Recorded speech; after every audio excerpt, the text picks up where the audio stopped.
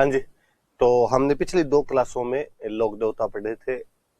मेरे कंठ खराब थे तो मैं रिवीजन नहीं करवा पाया था 2 क्लासों में, सॉरी उस बात के लिए। तो पर आज सही है तो आज मैं रिवीजन करवा देता हूँ। वैसे ही मैं वो शायद आदत पड़ गई कि शुरुआत वाला 5-7 मिनट का नहीं करवाऊं तो मेरा जीव ही नहीं मानता है।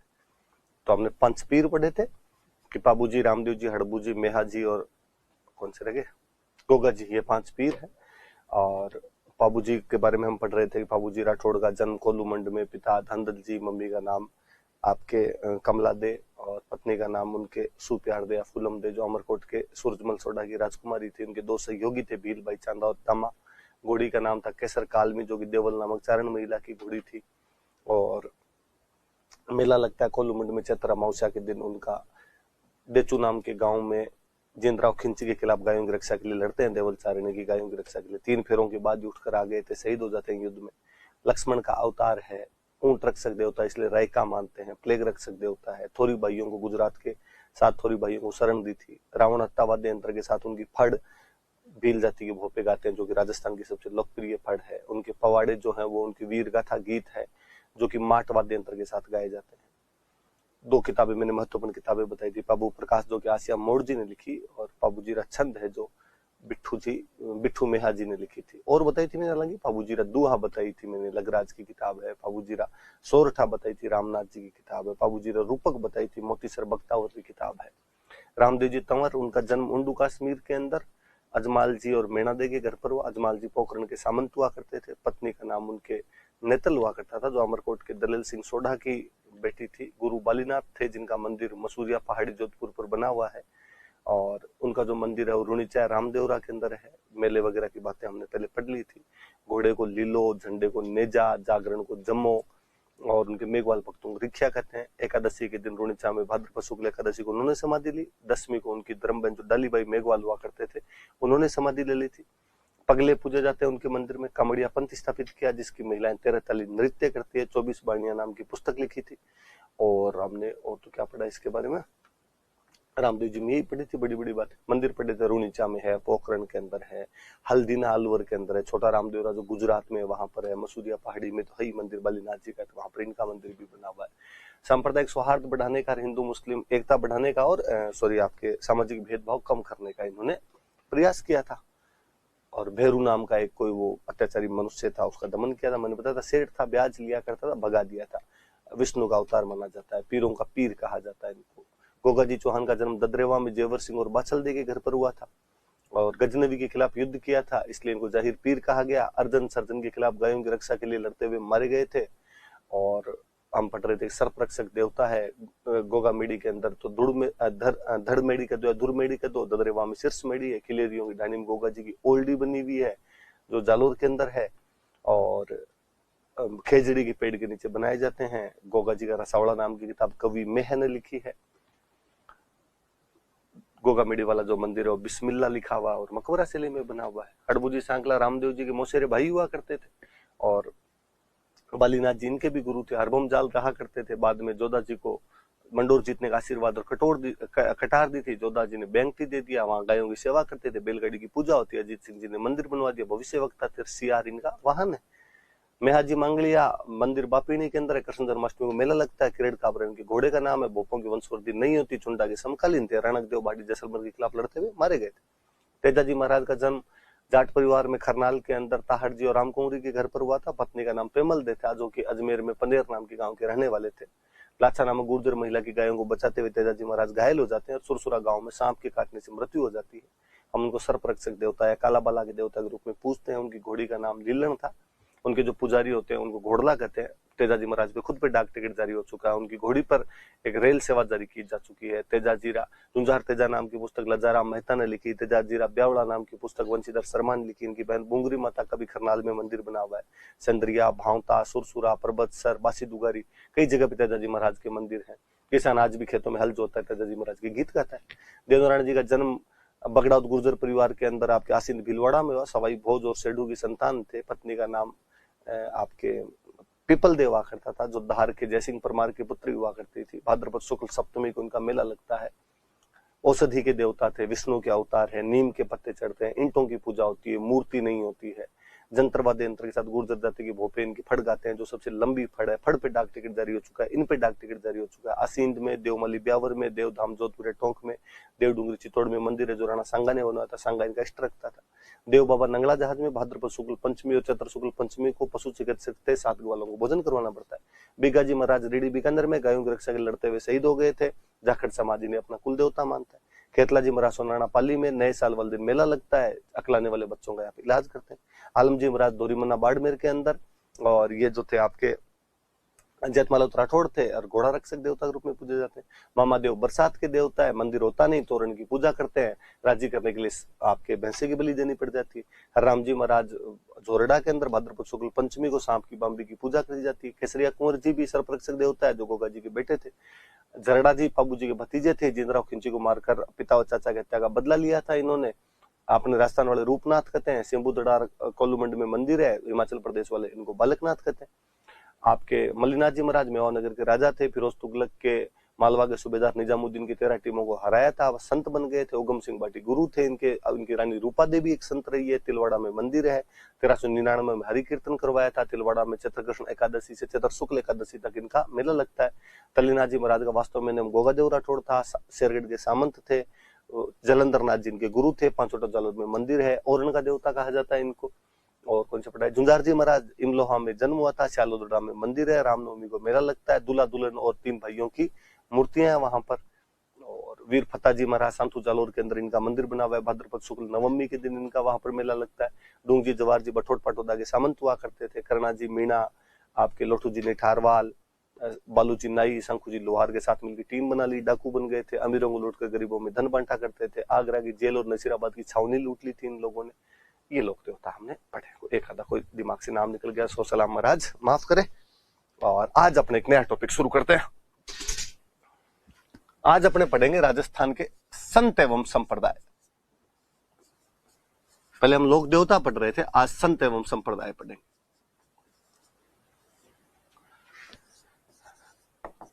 सेंट एंड सेक्ट, राजस्थान के संत और संप्रदाय पढ़ेंगे। देखो, मैं लोक देवता जब मैंने शुरू किए थे तो मैंने एक सिंपल सी बात बताई थी आपको।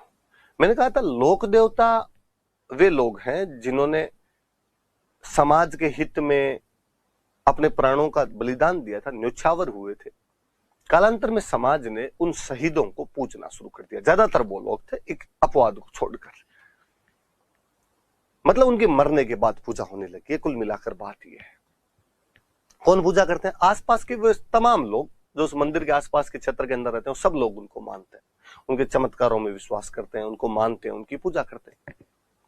संतों वाले मामले में थोड़ा सा अलग बात है। संत वे लोग हैं जिन्होंने अपने जीवन काल में लोगों को कुछ अच्छी बातें बताई। जिन लोगों ने उनकी बातों को स्वीकार कर लिया, जो उनके फॉलोवर बन गए, उनका संप्रदाय हो गया। वे लोग जो अपने जीवन काल में लोगों को अच्छी बातें बता रहे थे, वो संत हैं। जिन लोगों ने उनकी बातों को मान लिया था, वो संप्रदाय है। मतलब प्रत्येक संत का एक संप्रदाय होता है, प्रत्येक संप्रदाय का एक संत होता है। ऐसा नहीं कि आप कहो कि ये संत है या संप्रदाय है, ये संप्रदाय है या संत है, दोनों एक साथ होती है चीजें। प्रत्येक संत का संप्रदाय है, प्रत्येक संप्रदाय का एक संत है। अब कई बार संत इतना फेमस होता है कि हम संप्रदाय का नाम नहीं लेते, संत के नाम से पढ़ लेते हैं। कई बार संप्रदाय इतना पॉपुलर हो जाता है कि हम संत का नाम लेना बंद कर देते हैं और संप्रदाय के नाम से जाने लग जाते हैं। बेसिकली जब हम यहां पढ़ते हैं तो मैं ये विभाजन सिंपल सा समझाता हूं हमेशा कि वे संत जो राजस्थान के अंदर ही रहे, जिनकी जन्मभूमि या कर्मभूमि राजस्थान रही, उनको तो हम संतों के नाम से पढ़ते हैं। वे संत जो भारत के अन्य किसी कोने में हुए पर उनका प्रभाव राजस्थान में भी दिखाई दिया, उनको मानने वाले लोग राजस्थान में भी थे, तो उनके हम संप्रदाय पढ़ते हैं। उदाहरण बताता हूं मैं आपको। मैं कहूं जाम्बोजी महाराज और जसनाथ जी महाराज दोनों राजस्थान के थे। दोनों ने दो संप्रदाय चलाए। जाम्बोजी का संप्रदाय बिश्नोई है, जसनाथ जी का संप्रदाय जसनाथी है। पर वहां हम संत पढ़ते हैं, वहां मैं आपको जाम्बोजी और जसनाथ जी पढ़ाऊंगा। दो उदाहरण दूं मैं आपको। निम्बारकाचार्य जी महाराज और वल्लभाचार्य जी महाराज, एक साउथ इंडिया के थे, एक उड़ीसा के थे। वहां मैं कभी भी ये नहीं कहता मैं वल्लभाचार्य जी के बारे में पढ़ाऊंगा, मैं निम्बारकाचार्य जी के बारे में पढ़ाऊंगा। वहां मैं कहूंगा मैं वल्लभ संप्रदाय पढ़ाऊंगा, मैं निम्बारक संप्रदाय पढ़ाऊंगा। हुए कहीं थे, पर उनके फॉलोवर राजस्थान में भी है। हम उन फॉलोवर के बारे में जानना चाहते हैं कि उनकी क्रियाकलाप क्या है, किसकी पूजा करते हैं, किसको मानते हैं, किसको नहीं मानते हैं। ये तो सिंपल सा मैंने बता दिया आपको। प्रत्येक संत का एक संप्रदाय होता है, प्रत्येक संप्रदाय का क्या होता है, एक संत होता है। अब एक एक संत ले लेते हैं अपने। मैं पहले एक संत लेता हूं, दादू दयाल जी।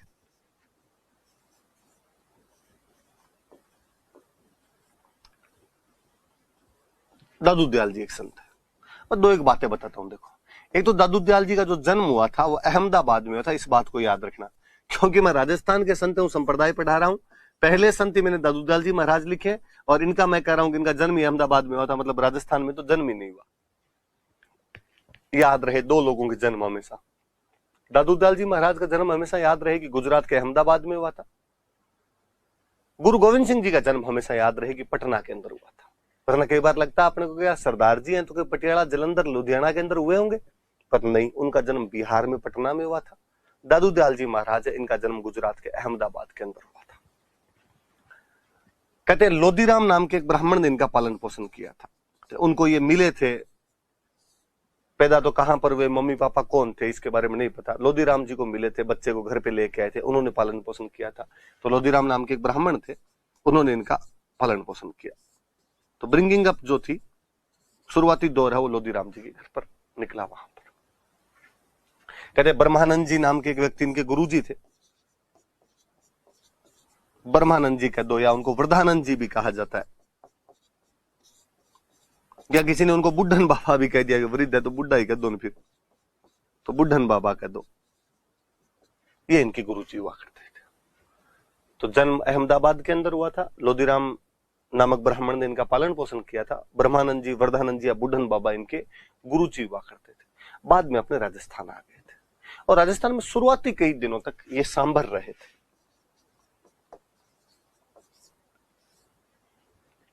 सांभर अपने जयपुर के अंदर एक जगह पड़ती है, यहां पर रहा करते थे। बाद में कई दिनों तक आमेर रहे थे।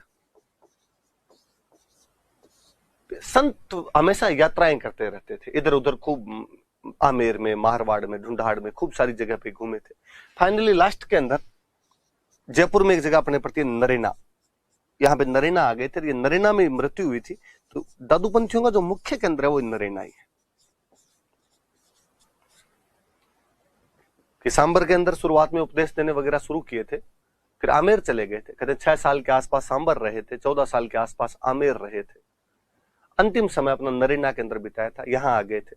बाद में दादूपंथियों की जो मुख्य पीठ है वो नरेना के अंदर स्थापित हो गई थी, नरेना के अंदर ये रहने लग गए थे।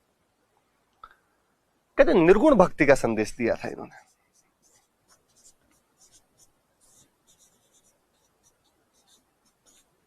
मैंने कई बार और ये बात बताई होगी आपको, निर्गुण भक्ति वाली,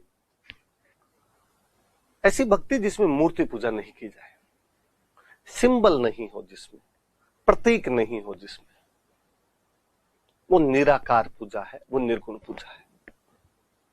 हम कहते हैं ये निर्गुण भक्ति का संदेश या तो कबीर जी दे रहे थे, जब कबीर जी कहते हैं कि पत्थर पूजे हरि मिले तो मैं पूजूं पहाड़, ताते तो चाकी भलीन पीस खाए संसार।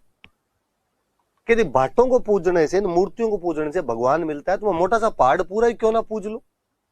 ताते तो चाकी भलीन पीस खाए संसार, उससे अच्छी तो पत्थर की चक्की है, कम से कम आदमी पीस के खा तो लेता है। तुम्हारे वाली मूर्ति तो किसी काम में भी नहीं आती। मतलब बंदा साफ साफ मूर्ति पूजा का विरोध कर रहा है, आडंबरों का, रिचुअल्स का विरोध कर रहा है, निर्गुण भक्ति की तरफ कह रहा है कि आप तो घर में बैठ के राम राम राम राम करो यार। वो जो परमात्मा है वो कोई इस मूर्ति के अंदर थोड़ी, घट घट में भगवान है, कण कण में भगवान है। सनातन धर्म की नॉर्मल सी अवधारणा है। ये निर्गुण भक्ति है जो मूर्ति पूजा का खिलाफत करती है। मूर्ति पूजा करो तो सगुण, और मूर्ति पूजा नहीं करो तो निर्गुण। दादू दयाल जी महाराज ने भी सेम निर्गुण भक्ति का संदेश दिया, इसलिए हम कहते हैं राजस्थान के कबीर है। दादू दयाल जी क्या कहा जाता है, तो इन्हें राजस्थान का कबीर कहा जाता है। मैं कई बार क्लास में बताता रहता हूं कि भाई नेता और संत हमेशा उसी भाषा में बोलना पसंद करेंगे जिसमें उनको सुनने वाले होंगे। फैन फॉलोइंग बढ़ानी है भाई, फॉलोवर बढ़ाने हैं। संत के फॉलोवर ही तो संप्रदाय में तब्दील होंगे। जब ज्यादातर समय जयपुर में कटा, सांभर रहे, आमेर रहे, नरेना रहे, तीनों जगह जयपुर है, ढूंढाड़ इलाका था, यहाँ की भाषा ढूंढाड़ी है, तो दादू जी महाराज अपने उपदेश कौन सी भाषा में देंगे? स्वाभाविक सी बात है, ढूंढाड़ी के अंदर अपने उपदेश देंगे। तो दादू जी महाराज ने जो अपने उपदेश थे वो कौन सी भाषा में दिए थे? ढूंढाड़ी भाषा में अपने उपदेश दिए थे। इनकी जो टीचिंग्स है वो ढूंढाड़ी भाषा में थी। जयपुर वाली जो भाषा है, छह छह लगा के जो बोलते हैं, अंडजार्योचायन कंडजार्योचायन, ये जो भाषा है ये जयपुर की लोकल भाषा है। इस भाषा में अपने उपदेश दिए थे। फिर बता दूं मैं, दादू दयाल जी का जन्म अहमदाबाद के अंदर हुआ था। लोधीराम जी नाम के ब्राह्मण ने इनका पालन पोषण किया। ब्रह्मानंद जी, वर्धानंद जी या बुढ़न बाबा कुछ भी कह दो, वो उनके गुरु रहे। निर्गुण भक्ति का उसी प्रकार संदेश दिया जिस प्रकार कबीर जी ने दिया था, इसलिए राजस्थान का कबीर कहते हैं हम इनको। अपना शुरुआती कुछ समय सांभर में बिताया, फिर आमेर रहे थे, नरीना में अंतिम समय बिताया था, वहीं पे मृत्यु हुई थी जो बाद में दादू पंथियों की मुख्य शाखा बन गई थी। ढूंढाड़ी भाषा के अंदर अपने ज्यादातर जो उपदेश दिए थे ढूंढाड़ी भाषा के अंदर दिए थे। कहते ये जहां पर उपदेश दिया करते थे या जहां पे सत्संग लगाते, जहां पर भी सत्संग लगाया करते थे, उन सत्संग वाली जगह को बोला करते थे अलख दरीबा।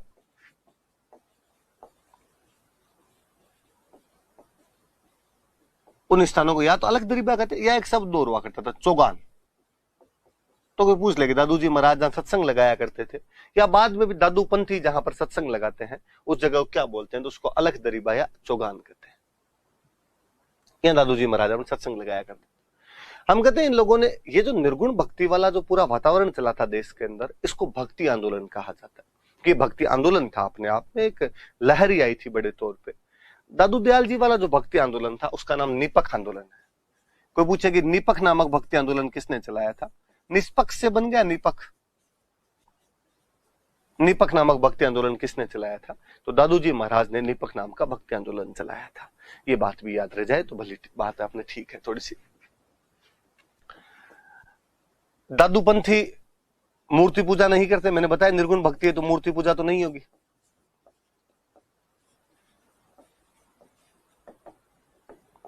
मूर्ति पूजा नहीं करेंगे। मंदिर जो होता है, मंदिर को बोलते हैं दादू द्वारा।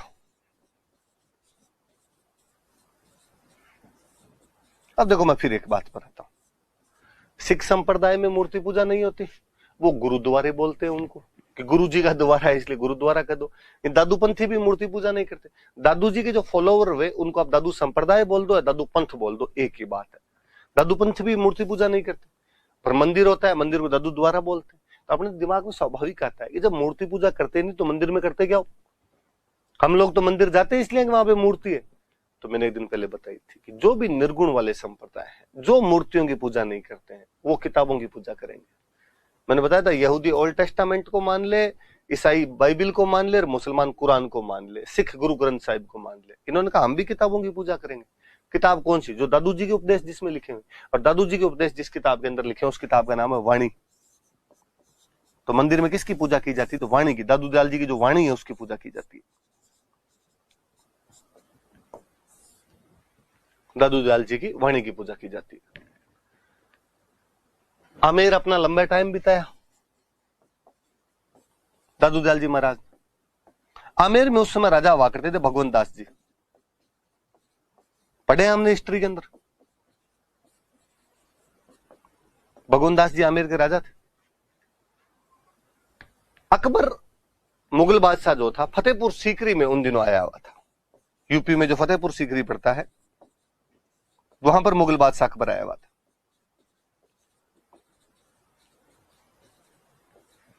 आमेर वालों में अकबर से अच्छी बनती थी। अकबर ने भगवंत दास जी को कहा कि यार भगवंत दास जी, दादू दयाल जी का नाम खूब सुना यार, मिलाओ हमें भी कभी, आपके आमेर में रहते हैं। पक्का साहब?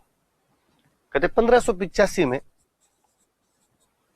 फतेहपुर सीकरी में दादू दयाल जी आमेर के राजा भगवंत दास के साथ अकबर से मुलाकात करते हैं। यह बात इसलिए महत्वपूर्ण है कि इससे अपने को यह पता चलता है कि दादू दयाल जी अकबर के कंटेम्पररी थे, अकबर के समकालीन हुआ करते थे दादू दयाल जी महाराज जो थे। तो 1585 में आमेर के राजा भगवंत दास के साथ में फतेहपुर सीकरी में अकबर से मुलाकात करके आए थे।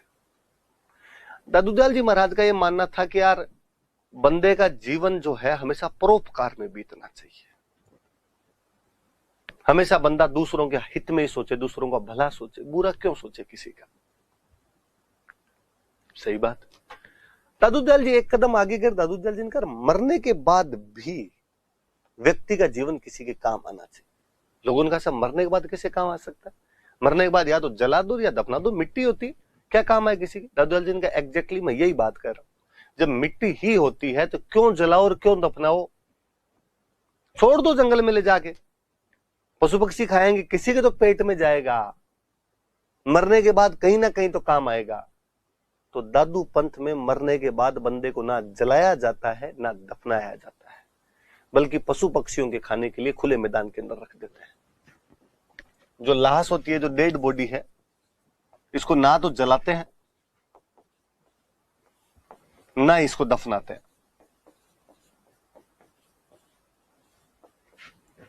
ना इधर ब्रेंट नोर ब्रीड, ना जलाया जाए ना दफनाया जाए। तो साहब तो पशु पक्षियों का भोजन है और खुले मैदान में रख दो, ओपन ग्राउंड के अंदर रख दिया जाए।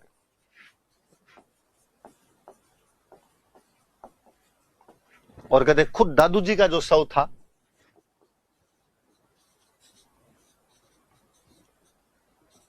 वो जयपुर में एक पहाड़ी पड़ती है, भैराना की पहाड़ी, वहां पर रख दिया गया था। लोगों ने बाद में उस जगह की पूजा करनी शुरू कर दी। भाई यहां दादू जी की लाश रखी गई थी, उस जगह का नाम पड़ गया दादू खोड़, या उसको कहते हैं दादू पालका।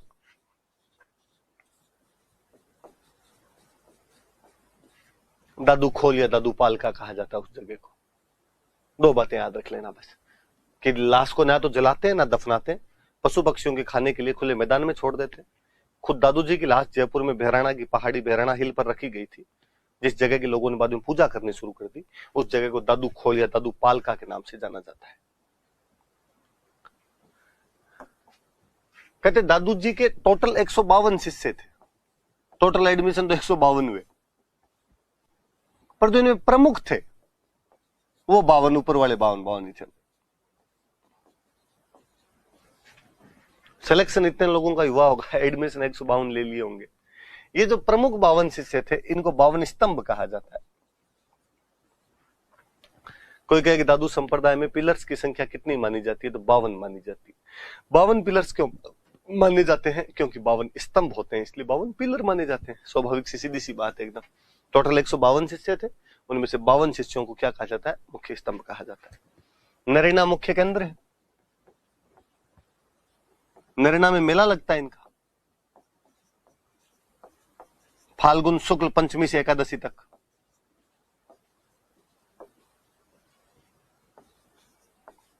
पंचमी से एकादशी तक मेला होता है।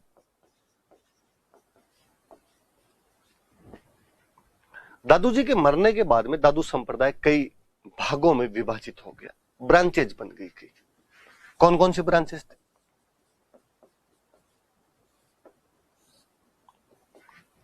मैं नाम लिखता हूं, फिर हम बात करेंगे।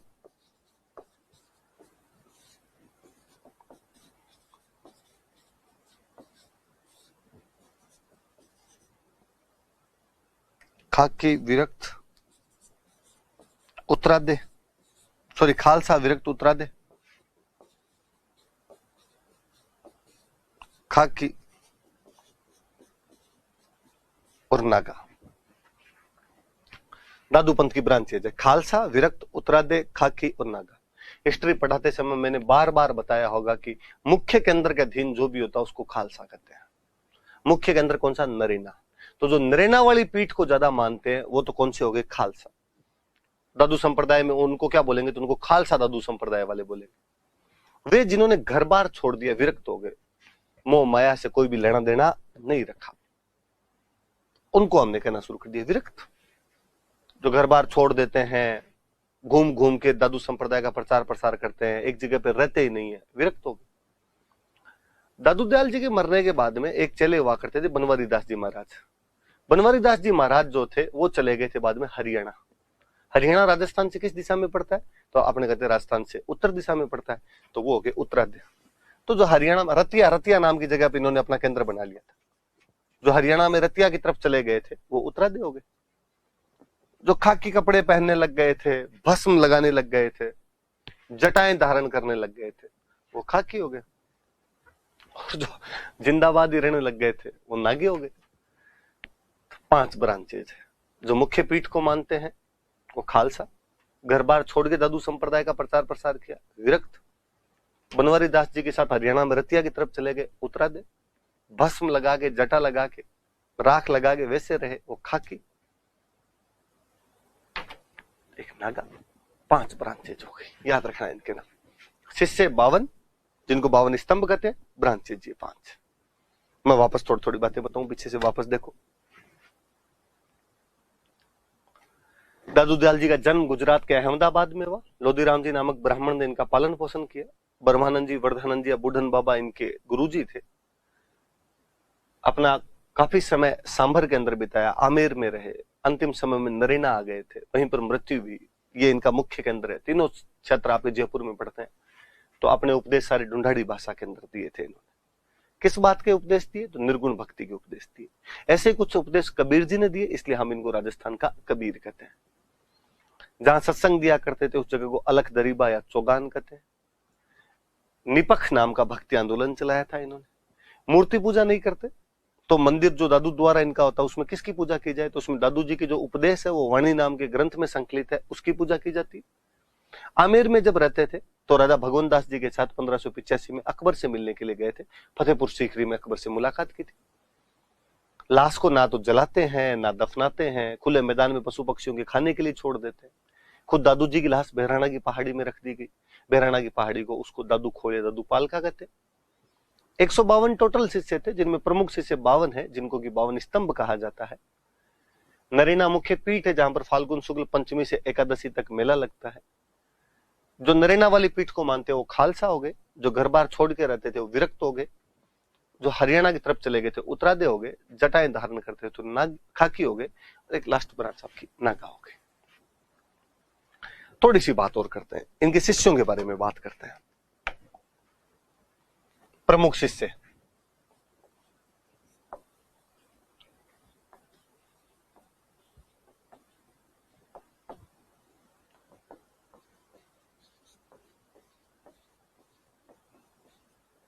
सुंदरदास। थोड़ी सी बातें बताता हूं मैं, हिस्ट्री से रिलेटेड चीजें आपने सुनी होगी मेरे से ये बातें। बीकानेर में एक राजा वे जैत सिंह, पढ़ा हमने हिस्ट्री पढ़ते टाइम। 1541 में मालदेव के खिलाफ पाहेबा या साहेबा के युद्ध में लड़ते हुए मारे जाते हैं। उनका बेटा कल्याणमल शेरशाह सूरी के पास चला जाता है। इतनी बात मैंने आपको हिस्ट्री के अंदर बताई थी। और गिरी सुमेल के युद्ध में मेड़ता वाला वीरमदेव और बीकानेर वाला कल्याणमल दोनों शेरशाह सूरी का साथ देते हैं। और उस युद्ध को जीतने के बाद कल्याणमल को बीकानेर और वीरमदेव को मेड़ता मिल जाता है। ऐसा कहते हैं कि जब जैतसी और मालदेव लड़ रहे थे तब कल्याणमल और कल्याणमल का एक छोटा भाई हुआ करता था भीमराज। ये दोनों सिरसा में थे। हरियाणा में एक जगह पड़ती है सिरसा। जब इनको समाचार मिले कि अपने राज्य पर मालदेव ने कब्जा कर लिया और पिता युद्ध में लड़ते हुए वीर गति को प्राप्त हो गया, तब क्या किया जाए? दोनों भाइयों ने प्लान किया। भीमराज बड़ा इंटेलिजेंट था। भीमराज ने कहा किसी बड़े राजा का साथ लिया जाए। भीमराज दिल्ली शेरशाह सूरी के पास गया, शेरशाह सूरी को अप्रोच किया और शेरशाह सूरी को कहा गया, शेरशाह तू हमारा साथ दे, हमें बीकानेर दिलवा दे, तू जोधपुर रख लेना। इतने पीछे पीछे वीरमदेव चला गया। वीरमदेव ने कहा मैं भी आपके साथ हूं, मुझे भी मेड़ता दिलवा दो। शेरशाह, वास्तव में भीमराज के कहने पे शेरशाह तैयार होता है। शेरशाह को गिरी सुमेल के लिए तैयार करने वाला भीमराज जी थे। वहां से सेना लेके निकलते हैं। कल्याणमल जी को पता चलता है वो आ रहे हैं, तो कल्याणमल जी इनको बीच में ज्वाइन करता है। कल्याणमल जी भी इनके साथ में हो जाते हैं। लड़ते हैं, युद्ध का अपने को सब पता है, वो उन बातों में मैं नहीं जा रहा। कल्याणमल राजा बन जाते हैं। इधर पहले बड़ा भाई राजा बनता था, बाकी भाइयों को तो सामंत बनना पड़ता था, नौकरी करनी पड़ती थी। भीमराज ने सोचा भाई की नौकरी करें, किसी और की नौकरी करें। नौकरी नौकरी है क्या है। नया नया मुगल बादशाह बना था अकबर। भीमराज जी अकबर की सेवा में चले जाते हैं और अकबर को जाकर हुए तू सेना के अंदर रख ले। बहादुर लोगों की जरूरत तू आ करती थी, सैनिकों की जरूरत तू आ करती थी राजाओं को। अकबर ने कहा ठीक है भीमराज रहो। बीकानेर के राजा कल्याणमल का छोटा भाई भीमराज अकबर की सेवा के अंदर चला जाता है। थोड़े दिनों में अकबर का एक सौतेला भाई मिर्जा हकीम काबुल में अकबर के खिलाफ विद्रोह कर देता है। मिर्जा हकीम के विद्रोह को दबाना, मिर्जा हकीम उधर से कहता है कि मैं काबुल से आ रहा हूं, आगरा आऊंगा और आगरा आके अकबर को उठा के मैं राजा बनूंगा। अकबर ने कहा ऐसे तो कैसे आ जाएगा यहां तक। अकबर ने बीकानेर वाले भीमराज को कहा कि भीमराज, मिर्जा हकीम का विद्रोह दबाने के लिए तू जा। साथ में यूपी में एक जगह पड़ती है चिंदानी, और चिंदानी का एक राजा था चंद्रसेन। याद रखे, यूपी के चिंदानी का चंद्रसेन, अपने वाले चंद्रसेन से कोई लेना देना नहीं है। उसको कहा भाई तू भी भीमराज के साथ जा। एक टुकड़ी लेके भीमराज, एक टुकड़ी लेके चिंदानी वाला चंद्रसेन, दोनों गए। मिर्जा हकीम को रास्ते में रोक के भगा दिया, युद्ध जीत गए। कहते हैं युद्ध के मैदान में भीमराज घायल हो गया, और घायल होकर कहीं गिर गया, और बीकानेर वाले सैनिकों को, जो इसके साथ वाले सैनिक थे, उनको तो मिला और नहीं। उनको लगा यार कहीं पे मर गया होगा, दुश्मन की तरफ लाश पड़ गई होगी, वो उठा के ले गए होंगे। वो सैनिक वहां से वापस बीकानेर गए, और बीकानेर जाके भीमराज के घर वालों को कहा भाई भीमराज की तो ऐसे ऐसे डेथ हो गई युद्ध में। भीमराज की जो पत्नी थी वो इस बात को सुन के सती हो गई। घर वालों ने 12 दिन कर लिए, लड्डू बना लिए। प्रहलाद दास जी नाम के एक पुरोहित थे, इनके पारिवारिक पुरोहित थे। प्रहलाद दास जी का हरिद्वार जाके फूल तिराया, अस्थियां विसर्जन करने के लिए भेज दिया प्रहलाद दास जी। इधर कहते चिंदानी वाला चंद्रसेन जब अपने घायलों को उठा रहा था, तो उन वाले घायलों में भीमराज जी भी मिले। उसने भीमराज जी को भी उठा लिया, अपने कैंप में लाके मरहम पट्टी की, तो भीमराज जी को होश आ गया। दिल्ली पहुंचे, आगरा पहुंचे अकबर के पास। अकबर जाकर युद्ध तो जीत लिया। भीमराज ने कहा मेरे साथ वाले सैनिक तो बीकानेर रोड चले गए, बादशाह आज्ञा दो तो मैं भी बीकानेर जाके आ जाऊं। बादशाह ने कहा शाबाश मेरे चीतों, युद्ध जीत के जाया बीकानेर जाया, कोई बात। भीमराज जी उधर से बीकानेर आ रहे हैं। मथुरा के अंदर भीमराज जी रुके हुए हैं, जहां उनका पारिवारिक पुरोहित प्रहलाद दास उनको मिलता है। भीमराज जी ने प्रहलाद दास जी से पूछा कि पुरोहित जी आप इधर किधर मथुरा में? प्रहलाद दास जी ने भीमराज जी को पूछा कि ठाकरा आप क्या कर रहे हो इधर, क्यों? तो हमने आपके 12 दिन कर लिए, लड्डू खा लिया आपके, ठुकरानी सती हो गई आपके पीछे। भीमराज ने क्या बात करता है, कैसे? कहा वो सैनिकों ने कहा कि आप मर गए युद्ध में, तो क्या करते, कोई सूचना ही नहीं थी आपकी तो हमारे पास में। और भीमराज के अचानक वैराग्य उत्पन्न हुआ, और उसे लगा कि ये दुनिया, ये महफिल अब काम की नहीं है। अब जब पत्नी सती हो गई, अपनी मृत्यु का समाचार सुन के वो स्वर्गलोक की चली गई, अब अपने भी घर जाके क्या करेंगे? धीरानी है, बीता घर है, घरवाली चली गई, अब किस बात का घर है, क्या लाना है घर जाके? और प्रहलाद दास जी को आगे, पुरोहित जी आप पधारो, जाओ बीकानेर वापस, मैं नहीं जा रहा। प्रहलाद दास जी ने कहा साहब मैं तो खुद नहीं जाऊंगा। दुनिया का, इस जीवन का मूल्य समझ आ गया। ये जिंदगी, आदमी जिंदा है, उसके क्रियाक्रम हो गए, देख लो, इतना देख लिया अब जीवन में, अब क्या करूंगा मैं जाके, मैं आपके साथ ही रहूंगा। भीमराज जी ने कहा कि नहीं नहीं तुम जाओ। प्रहलाद दास जी आए, आके भीमराज जी के घर वालों को कहा पहले तो, अरे जिंदा है भीमराज, अब क्या करें? तो लाए उनको घर पे, कहां रह गए? मथुरा रह गए, पर अब लाने की कोशिश मत करना, मैंने उस व्यक्ति की आंखें देखी है। अब वैराग्य उत्पन्न हो गया, अब रहने दो यार उसको। फिर प्रहलाद दास जी अपने घर गए, अपने घर वालों को जाकर सॉरी, मैं खुद अब भीमराज जी के साथ ही रहना चाहता हूं, खुद यह वैराग्य जीवनी जीना चाहता हूं। घर वालों से छेड़ी राम रूमी करके अंतिम विदा लेके मथुरा वापस जाते हैं। भीमराज और प्रहलाद दास दोनों वहां पर मथुरा वापस मिलते हैं और विचारते हैं कि सन्यास लेने के लिए गुरु बनाना जरूरी है। नुगरा आदमी, बिना गुरु का आदमी सन्यास नहीं ले सकता, उसका सन्यास सफल नहीं माना जाए। फतेहपुर सीकरी में चतुरदास जी महाराज नाम के एक महाराज हुआ करते थे, अच्छे संत थे।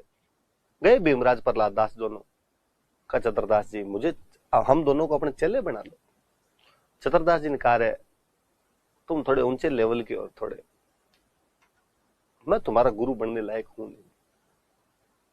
तो साहब हमारा गुरु कौन बने, हमें मुक्ति का मार्ग कौन दिखाए? सांबर वाली पहाड़ियों में दादू दयाल बैठा हुआ है, तुम दादू दयाल के पास जाओ। आए दोनों। भीमराज राजकुमार था, बीकानेर के राजा कल्याणमल का छोटा भाई था, लंबा चौड़ा खूबसूरत पर्सनैलिटी का मालिक था। घुसा और घुसते दादू दयाल जी ने कहा आओ रे भाई सुंदर। और भीमराज ने हाथ जोड़े, महाराज मेरा नाम भीमराज है, सुंदर नहीं है। बीकानेर के राजा कल्याणमल का छोटा भाई हूं, ये हमारे पूर्वज जी प्रहलाद दास जी है। चतुरदास जी महाराज फतेहपुर सीकरी वालों ने आपके पास भेजा है, हमें अपना चेला बनाइए। दादू दयाल जी ने कहा कि राजकुमारों ने कब वैराग्य धारण किए थे? राजा महाराजा विलासिता का जीवन जीने वाले सन्यास बहुत कठिन मार्ग है मेरे मित्र, पार नहीं पड़ेगी। भीमराज ने कहा आप जीवन में ऐसे ऐसे रंग देखे हैं दादू दयाल जी, और बचा नहीं है कुछ। का पक्का सन्यास धारण करने के लिए तैयार है? 100%। सब कुछ छोड़ने के लिए तैयार है? कहा 1 वस्त्र और 5 शस्त्र धारण करूंगा, बाकी सब कुछ त्याग दूंगा। 1 वस्त्र मतलब एक लंगोट तो बांधने देना आप।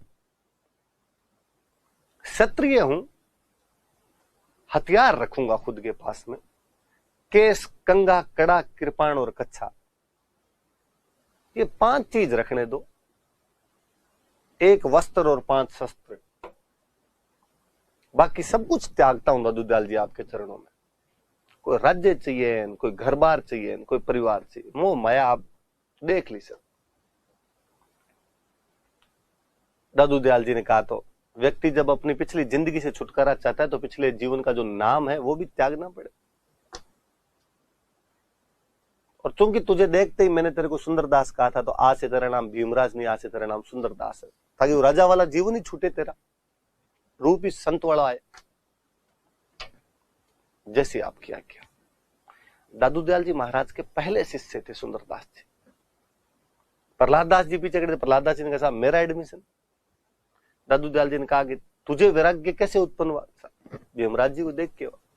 तो तू भीमराज जी का चेला है, ये मेरा चेला, तू इसका चेला। का ठीक। कई दिन वहां पे रहे सांबर में दादू दयाल जी के पास। फिर कहा कि महाराज हमको दूसरी जगह जाके तपस्या करना चाहते हैं। दादू जी का पधारो, कहां जाओगे? कि हम फतेहपुर सीकरी से जब आ रहे थे ना, तो दोसा में एक जगह आई थी, घाटड़ा, पहाड़ों के बीच में। साहब जगह बहुत अच्छी लगी, आप फरमाओ, आज्ञा दो तो हम वहां जाके तपस्या कर ले। जाओ। भीमराज जी और या सुंदरदास जी कह दो आप, अपने शिष्य प्रहलाद दास जी के साथ में घाटड़ा दोसा में एक जगह पड़ती है, वहां चले गए।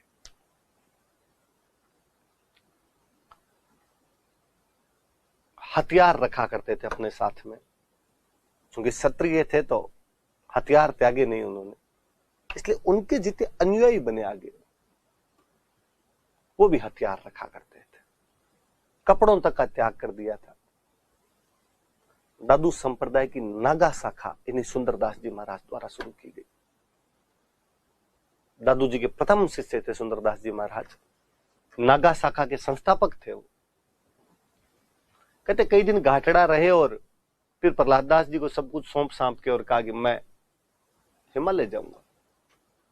हिमालय चले गए थे बाद में। दादू संप्रदाय वाले कहते हैं कि सुंदरदास जी महाराज हिमालय में आज भी जिंदा है। सुंदरदास जी महाराज मरे नहीं है, पहाड़ियों में आज भी विचरण करते हैं। उनमें चमत्कारों के कई किस्से प्रसिद्ध है सुंदरदास जी महाराज के। उनकी जो नागा शाखा थी, वो अपने पास हथियार रखती थी, हमेशा लड़ाई किया करती थी। जहां पर वो नागा साधु रहते उनको छावनी कहते थे। आप कहोगे सब साधु और लड़ाई, किससे लड़ाई करे हो? वे नागा साधु सुंदरदास जी की वो सेना धर्म की रक्षा के लिए लड़ी। जब औरंगजेब जैसे दुर्दांत राजाओं ने विधर्मियों के पूजा स्थलों को तोड़ना शुरू किया, तब उन नागा साधुओं ने अपने जी जान की बाजियां लगा दी थी। मुझे याद आता है कि खाटू श्याम जी के मंदिर पर जब औरंगजेब का आक्रमण हुआ और आमेर और मारवाड़ की सेनाएं भी लड़ने में हिचकिचा रही थी, तब वो नागा साधु अपने अपने हथियार लेकर खाटू श्याम जी के मंदिर को बचाने के लिए तत्पर हो गए थे। आज भी हम में से कोई खाटू श्याम जी जाता है और उस मंदिर को वैसा ही पाता है जैसा वो किसी समय में रहा होगा, तो नागा साधुओं का कोटि कोटि धन्यवाद अर्पण करना चाहिए कि सुंदरदास जी के वो चेले अपने उस गुरु की बात को किस प्रकार निभाते रहे और हथियारों के माध्यम से उस बात को चरितार्थ करते रहे कि सनातन संस्कृति में संन्यास केवल शास्त्र नहीं, शस्त्र का भी उतना ही प्रयोग करना सिखाता है। कालांतर में जब मराठे राजस्थान को पद दलित कर रहे थे, आक्रांता बनकर लूट खसोट कर रहे थे, मैंने कभी बताया था कि मराठों से लड़ने में सबसे अग्रणी कोई रियासत थी तो आमेर थी। सवाई प्रताप सिंह जब तुंगा पाटन और मालपुरा के युद्धों में महादजी सिंधिया जैसे महारथियों को धूल चटा रहे थे, उस समय नागा साधुओं की एक टीम आमेर वालों के साथ कंधे से कंधा मिलाकर खड़ी थी। वो जो नागा साधु थे वो सुंदरदास जी के चेले हैं, वो सुंदरदास जी द्वारा स्थापित किए गए थे। आपने याद रखने वाली बात यही कि इनका वास्तविक नाम भीमराज था, बीकानेर के राजा कल्याणमल के छोटे भाई थे, दादू पंथ की नागा शाखा की स्थापना की थी, नागा शाखा के संस्थापक थे। नागा शाखा के जो साधु हैं वो हथियार बंद रहते थे।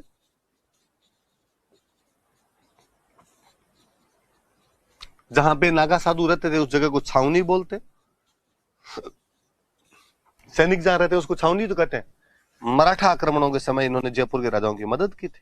बेसिकली सवाई प्रताप सिंह वाला थोड़ा सा याद रखना कि मराठा आक्रमणों के समय सवाई प्रताप सिंह की सहायता की।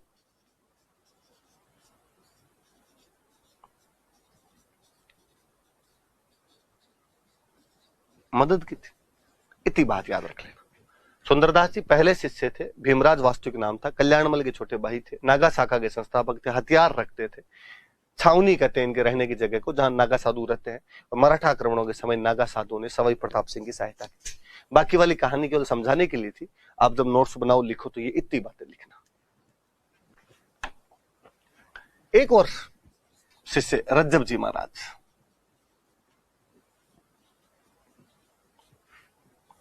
सांगानेर के पठान थे।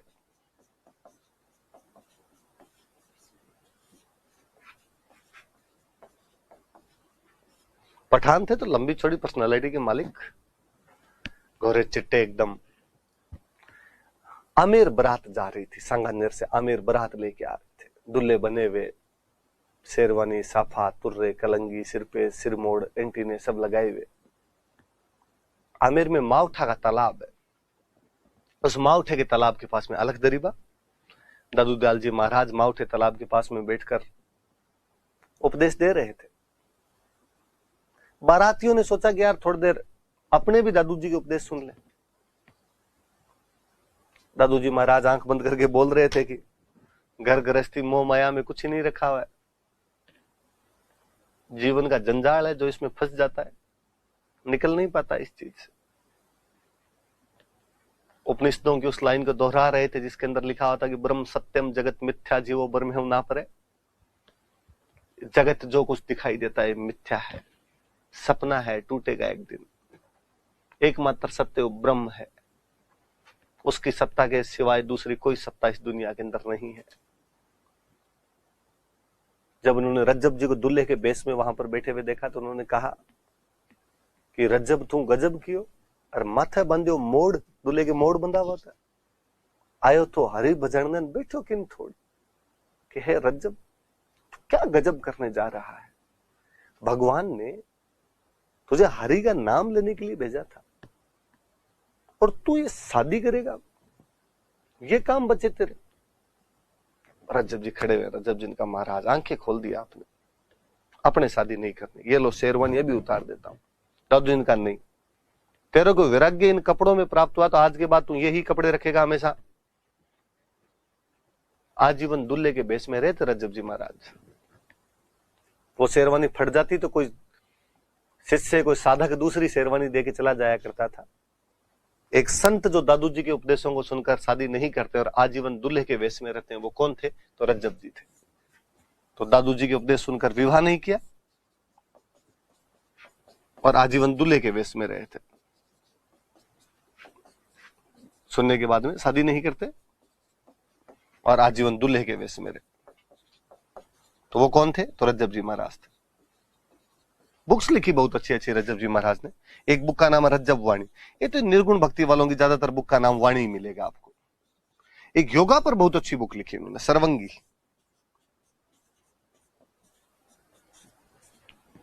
दो बुक है, रज्जब वाणी और सर्वंगी, रज्जब जी महाराज की बुक है। एक चले और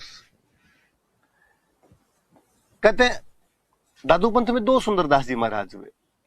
पहले वाले सुंदरदास जी को आप बड़े कर दो और इनको सुंदरदास जी को छोटे कर दो।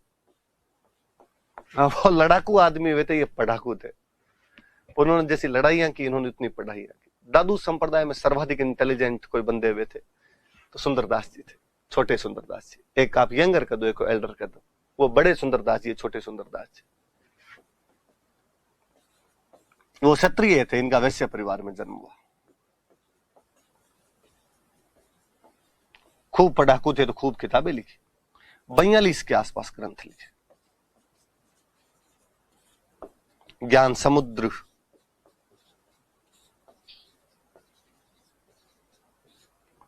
सुंदर सागर,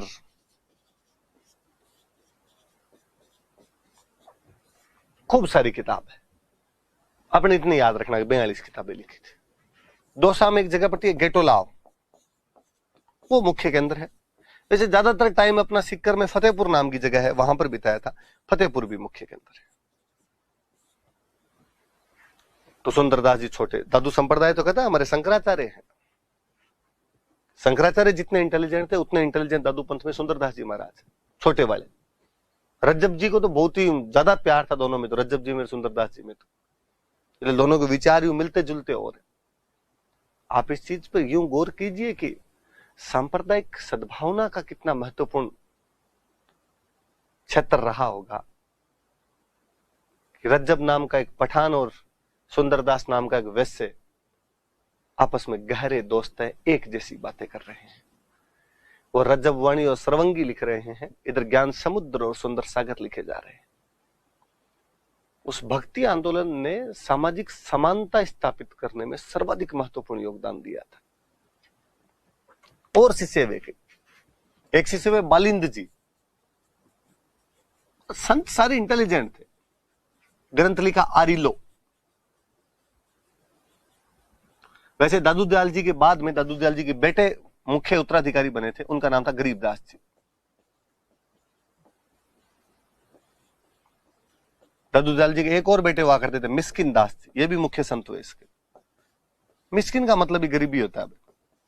मिथुन चक्रवर्ती की मूवी का एक गाना है, जी हाल है मिस्किन, बखना जी, माधोदास जी।